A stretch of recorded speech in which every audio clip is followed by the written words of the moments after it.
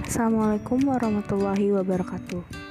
Perkenalkan, kami dari kelompok 6 yang akan membahas materi mengenai stomatitis. Kelompok kami terdiri dari 3 anggota, yaitu Adinda Purwanti, Larissa Widaatsari, dan Anastasia Dwisanya. Slide ini merupakan paparan kasus yang kami ambil untuk kami bahas. Slide berikutnya merupakan tujuan dari apa yang akan kita bahas mengenai stomatitis. Definisi stomatitis. Stomatitis merupakan istilah yang menerangkan berbagai macam reaksi atau pembekakan yang terjadi atau timbul di dalam rongga mulut. Stomatitis memiliki beberapa jenis. Salah satunya yaitu stomatitis aftosa, yang berupa sariawan yang seringkali kita rasakan atau kita alami.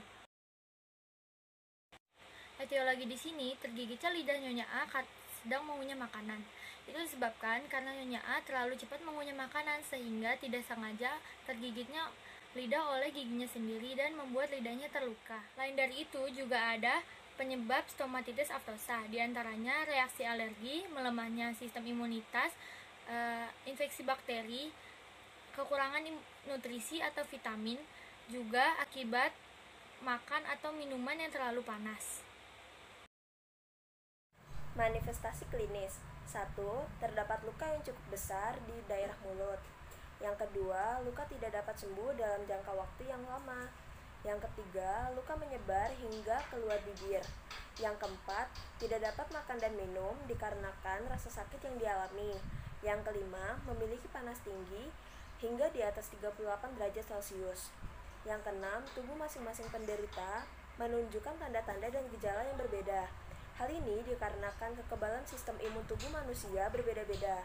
Oleh sebab itu, tanda-tanda dan gejala yang dirasakan pun berbeda-beda. Pemeriksaan fisik. 1. TTV atau tanda-tanda vital, berupa pengecekan nadi dan nafas, serta darah jika memang diperlukan. Yang kedua, inspeksi terhadap bibir untuk kelembapan, vibrasi, warna, tekstur, simetrisitas, dan adanya ulcerasi atau fisura. Yang ketiga, infeksi gusi terhadap inflamasi, pendarahan, retraksi, dan perubahan warna. Yang keempat, lidah diinspeksi untuk tekstur, warna, dan lesi. Hal ini dikarenakan bisa saja sariawan tersebut terjadi akibat lidah yang terbakar oleh makanan atau minuman yang terlalu panas.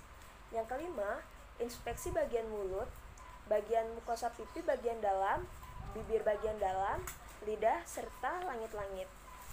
Hal ini dilakukan untuk memeriksa penyebab dari sariawan tersebut, karena bisa saja sariawan tersebut terjadi akibat adanya kuman yang berada di dalam mulut.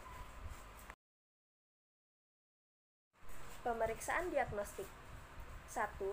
Sebelum memeriksa kondisi rongga mulut, umumnya, dokter akan bertanya mengenai riwayat penyakit serta gejala yang dirasakan. Hal ini bertujuan untuk mengetahui tindakan apa yang harus dilakukan.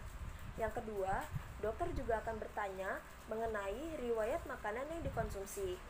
Hal ini dilakukan karena dokter akan menginspeksi bagaimana sariawan tersebut bisa terjadi. Karena pada dasarnya sariawan disebabkan oleh beberapa faktor, dan salah satunya adalah makanan yang dikonsumsi.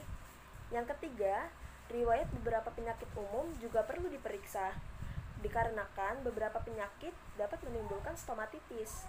Hal ini dilakukan karena jika sariawan ini berasal dari penyakit seperti virus herpes simplex, akan berbeda lagi penanganannya. Selanjutnya adalah tentang penata laksanaan medis. Yang pertama, kita harus menghindari makanan yang dapat memperburuk kondisi saat sariawan. Contohnya seperti memakan makanan yang pedas, memakan makanan yang sangat panas, atau memakan makanan yang keras seperti keripik. Jika kita sering mengkonsumsi itu saat sedang sariawan, itu akan memperburuk kondisi kita dan malah memperparah. Yang kedua adalah selalu rajin membersihkan mulut dan gigi. Karena dengan begitu, bakteri yang ada di dalam mulut tidak akan berkembang biak dan tidak akan menyebabkan sariawan.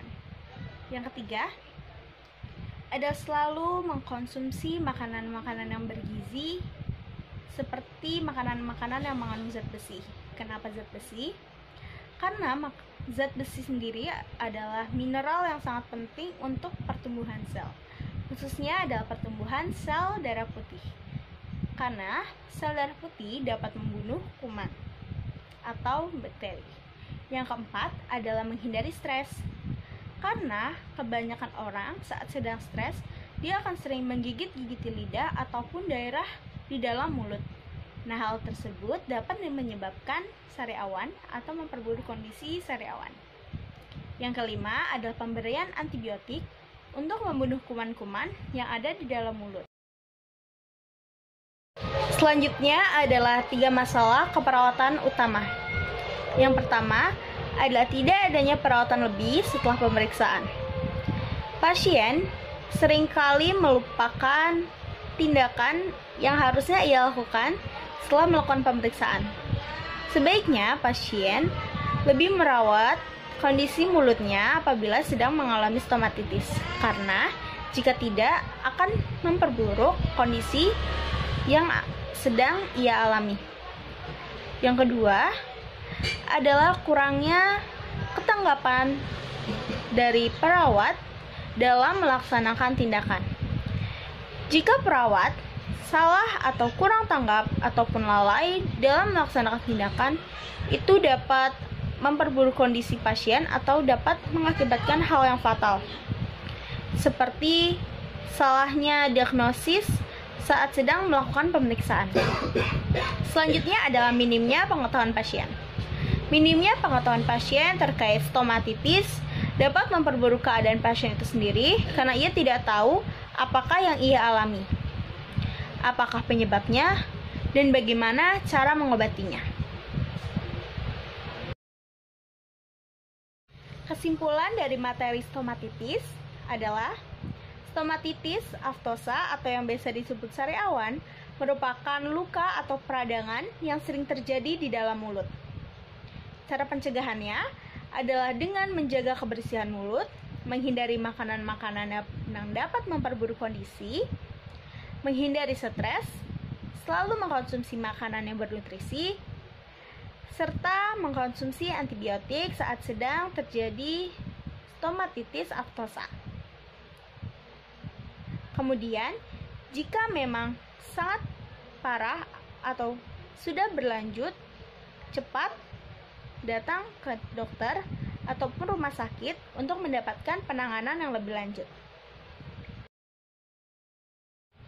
Ide atau gagasan untuk peningkatan kualitas perawatan pasien. Yang pertama adalah memberikan pengetahuan terkait kebersihan mulut. Dengan begitu, para masyarakat akan selalu menjaga kebersihan mulutnya agar terhindar dari masalah-masalah yang dapat mengakibatkan stomatitis atau gangguan di dalam mulut lainnya. Yang kedua adalah memberikan informasi terkait penyakit stomatitis. Dengan begitu, mereka dapat mencari atau mencegahnya atau pula dapat mengobatinya sendiri. Yang ketiga adalah mensosialisasikan makanan yang baik untuk dikonsumsi agar masyarakat dapat tetap terjaga nutrisinya dan dapat selalu sehat dan terhindar dari stomatitis apapun itu jenisnya. Terima kasih.